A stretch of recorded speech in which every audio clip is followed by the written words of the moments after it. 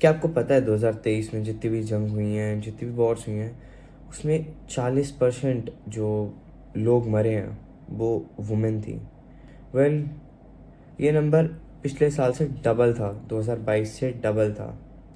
और वॉर्स जो होती हैं वो ऐसा सरहदी जंग नहीं होती, वो एक रियलिटी ऐसी है जो जाने लेती हैं बच्चों की, महिलाओं की, और लाइफ लॉन्ग स्कार्स छोड़ देती हैं जो कभी रिकवर नहीं करे जा सकते, और ट्रॉमा रह जाता है लोगों में।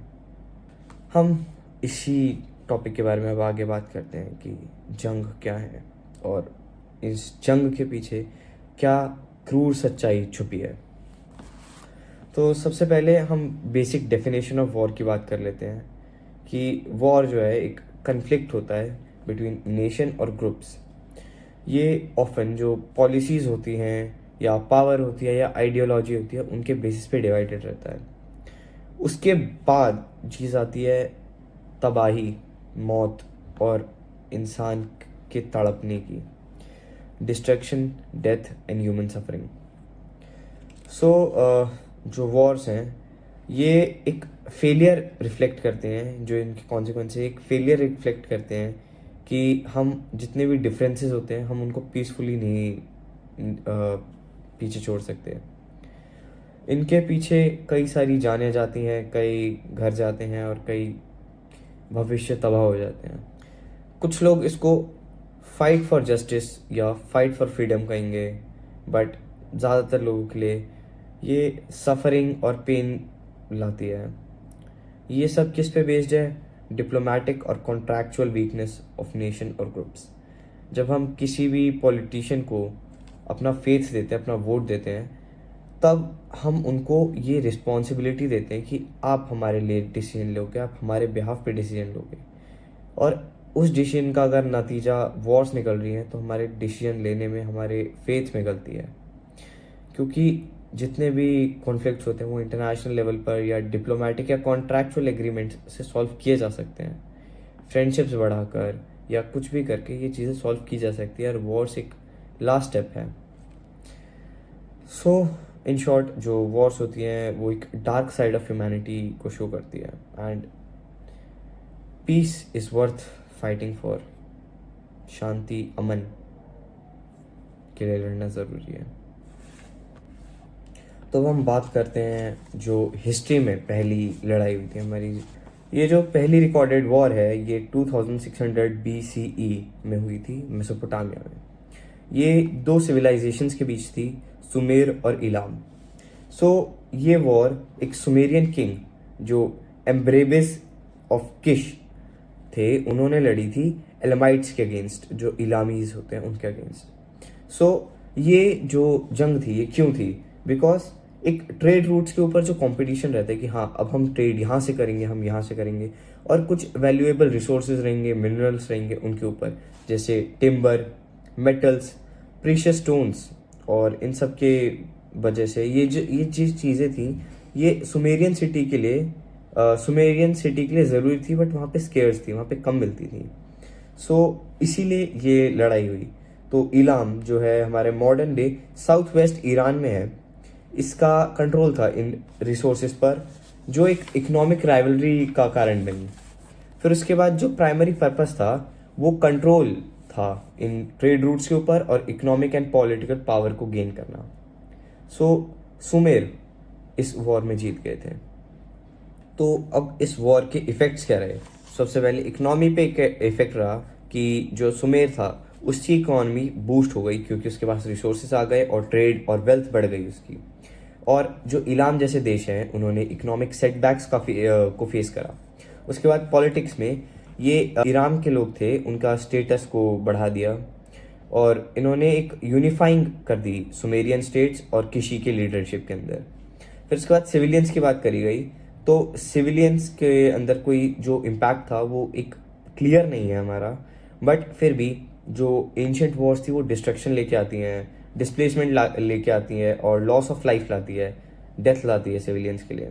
जबकि अभी इन सब चीज़ों के रिकॉर्ड्स थोड़े लिमिटेड हैं, बट ये एक क्लियर फैक्ट है जो हम जिसके बारे में बात कर सकते हैं।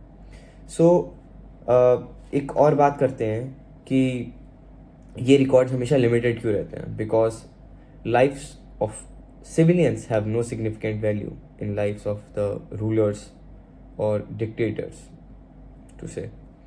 देन एक पॉलिटिकल मोटिव रहता है हमारे इन सब चीज़ों के पीछे, बिकॉज ये एक इकोनॉमिक गेन और पॉलिटिकल डोमिनेंस को शो करती हैं, जैसे कि एमराइट्स और किशी इलाइट्स के बीच में था।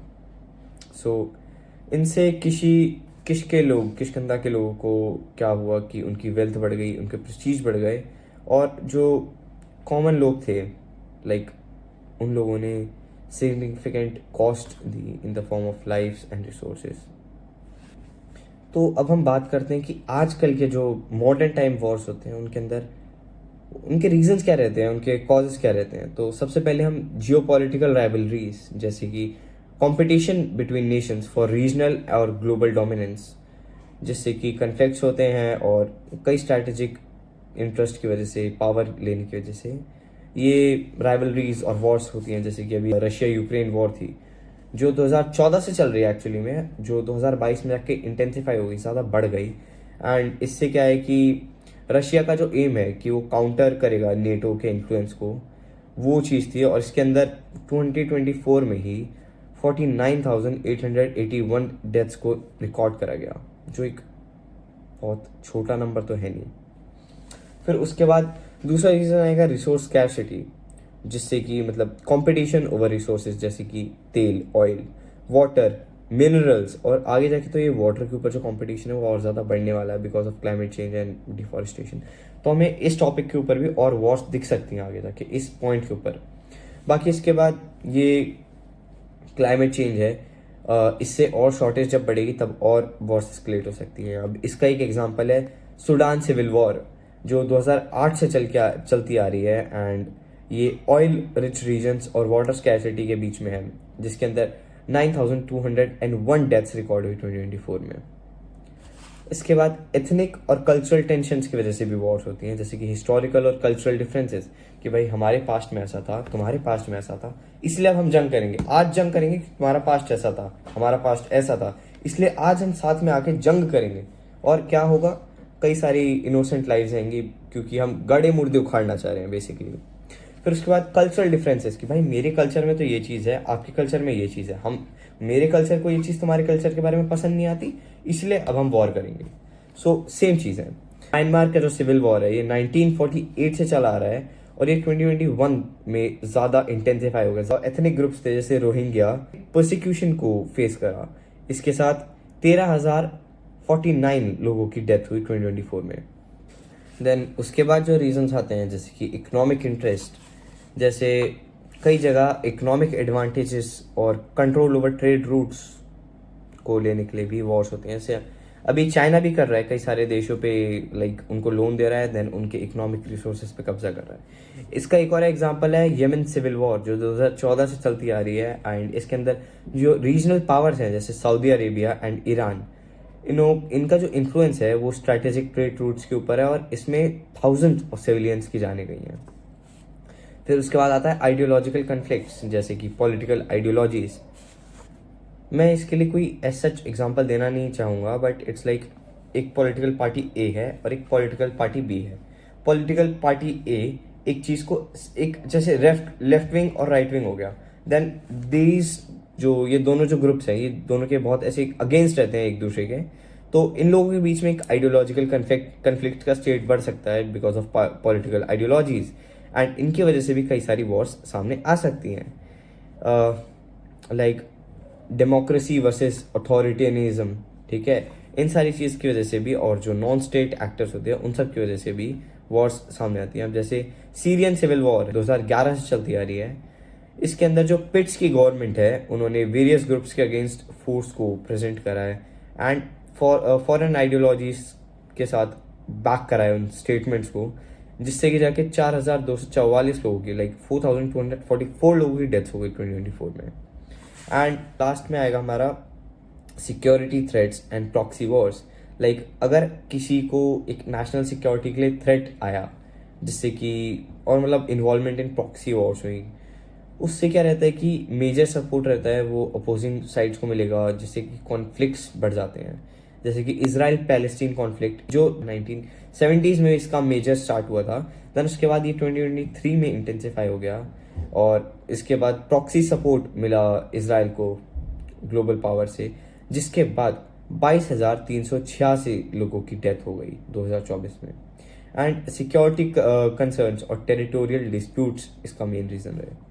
एंड मॉडर्न वॉर्स जो ऊपर लिस्ट करी है मैंने, ये सिटीजन्स को एकदम डिवास्टेट करके, मतलब ख़त्म करके रख देते हैं।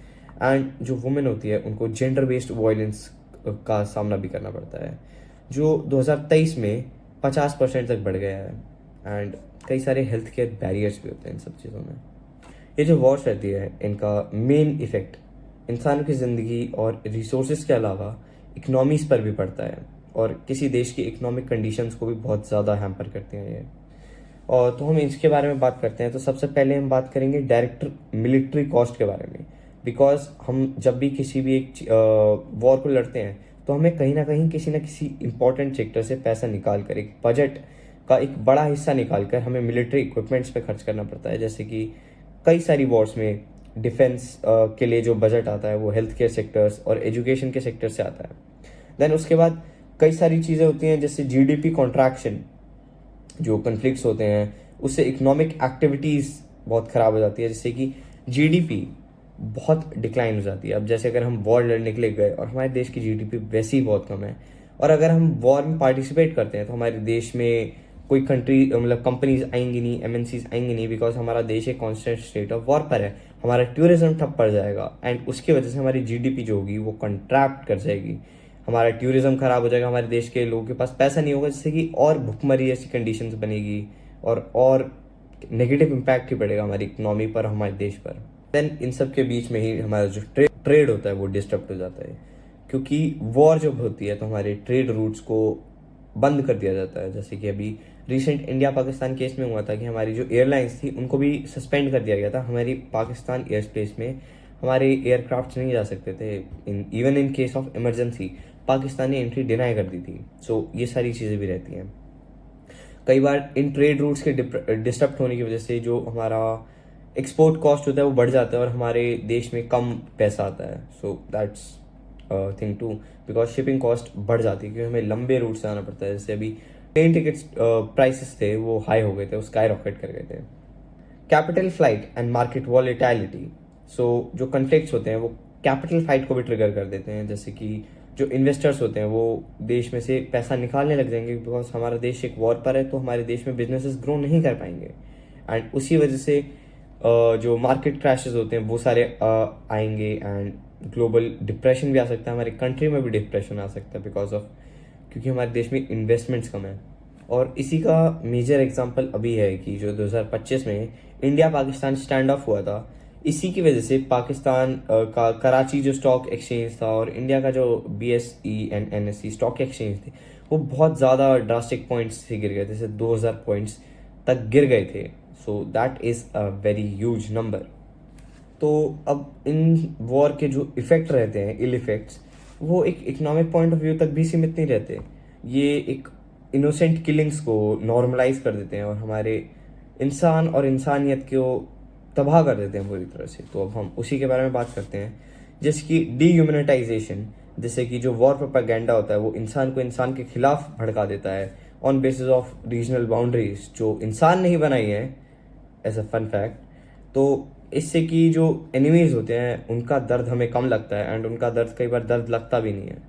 सो कई लोग ऐसे होते हैं कि भाई दे celebrate Wars, so that is wrong, ठीक है। एंड इससे कि जो इनहिबिटेशंस होती हैं और जो वायलेंस के लिए इनहिबिटेशंस होती है उसको बहुत कम कर देता है। जो ह्यूमैनिटी होती है उसका स्तर बहुत ज़्यादा बुरी तरह से गिर जाता है इन सब चीज़ों में।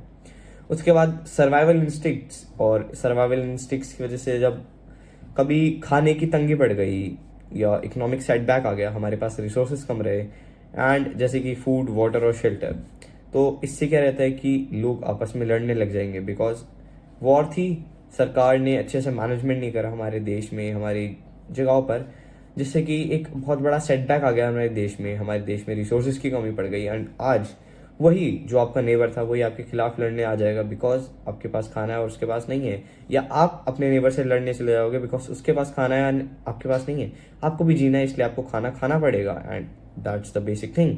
उस कॉन्सेप्ट पे लड़ाइयाँ हो जाती हैं कि भाई ह्यूमैनिटी लोग भूल जाएंगे उस टाइम पर, बिकॉज वॉर्स जो हमने एक्चुअली स्टार्ट भी नहीं करी, वो पॉलिटिशियंस और जो कंट्रीज हैं उनके बीच का कॉन्फ्लिक्ट है जो एक बहुत इतने बड़े स्तर पे गिर गया है।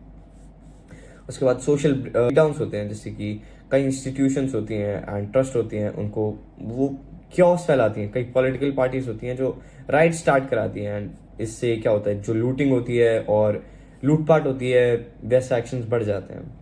फिर रिलीजियस और एथनिक टेंशंस भी हो जाती हैं बिकॉज जो वॉर्स होती है उससे जो डिविजन्स होते हैं और वो बढ़ जाते हैं, एंड जो नेबर्स होते हैं वो एक एनिमीज की तरफ पोर्ट्रे हो जाते हैं, एंड होता ही है ये। जो वॉर्स होती हैं वो एक्सट्रीम और इमेंस वायलेंस लेके आती है एक इंसान के दिमाग में, और इंसान के दिल में, which is also a part of psychological trauma and other mental health issues. जैसे कि साइकोलॉजिकल ट्रॉमा की बात करते हैं पहले, जैसे कि PTSD जैसे हो जाता है बिकॉज एक लॉन्ग टर्म एक्सपोजर रहता है वायलेंस के लिए। सो उससे PTSD और एग्रेशन एंड हाइपर विजिलेंस जैसी चीज़ें हो जाती हैं। उस एंड डिसेंसिटाइजेशन, जैसे कि ट्रेनिंग और वॉर में रहती है, जिससे कि किलिंग्स होती हैं आम इंसान की, लोगों को मारना एक नॉर्मलाइज कर दिया जाता है, और जो एम्पथी होती है वो कम हो जाती है for enemies and for fellow human beings.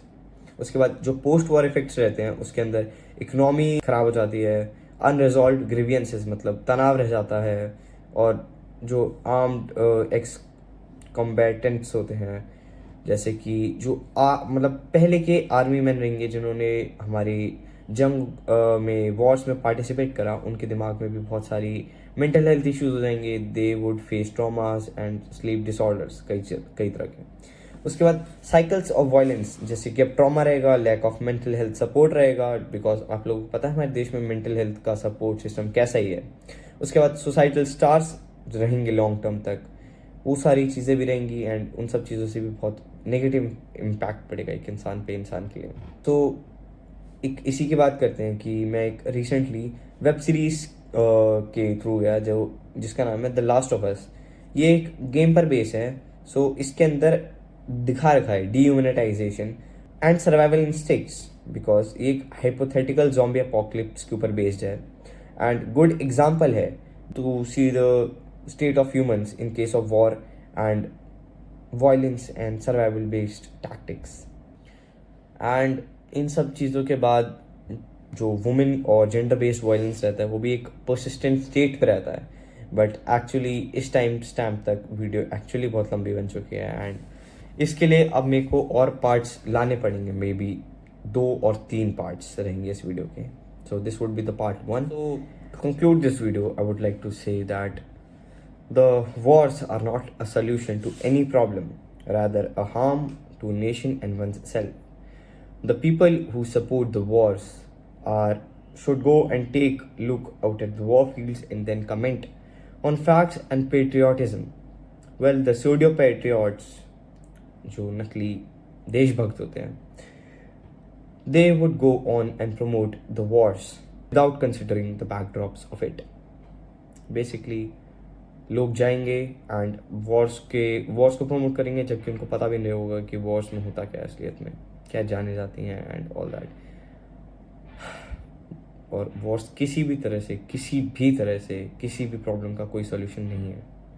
Signing out from Nyay Kranti, because the world's problem is ours too. जय हिंद एंड सत्यमेव जयते।